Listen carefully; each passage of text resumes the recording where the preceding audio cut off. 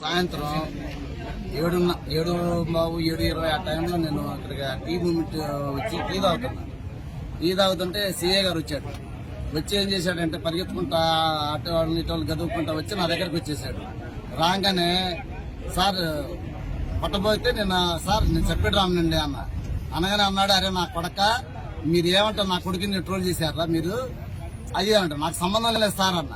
మీ కొడుకేంది మీదేంది sir అంటే, నా కొడుకుని అక్కడ డీబార్ పట్టుకుంటే మీరందరూ అంత అవసరం నా కొడకలారు తెలుగుదేశం వాళ్ళు అది ఇది అని చెప్పాడు.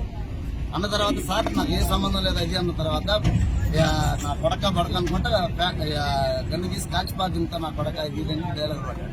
2-3 డైలాగులు పడ్డాడు. సార్ కొద్దిగా ఇది మిమ్మల్ని ఏమీ అనలేదు సార్, మీరు ఎందుకు టూ మచ్గా మాట్లాడుతున్నారన్న. నా కొడక అన్నాడు. ఎస్ఐ గారికి ఫోన్ చేశాడు, డిపార్ట్మెంట్ ఫోన్ చేసి.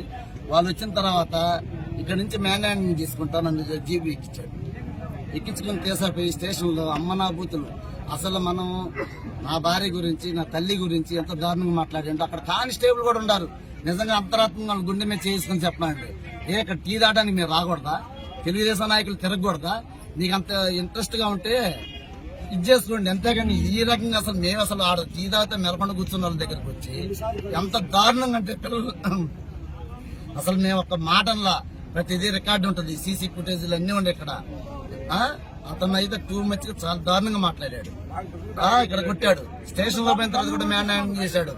స్టేషన్ లో కూడా కొట్టాడు నన్ను. ఉండు వాడికి సర్జరీ జరిగింది, 2 సర్జరీలు జరిగింది కాళ్ళు. వాడిని కూడా బండి మీద తీసుకొచ్చాం.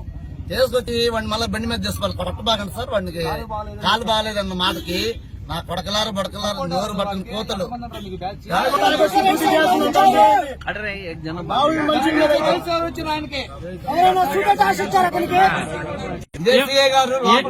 ఏమని పెట్టమన్నారు సంతకం?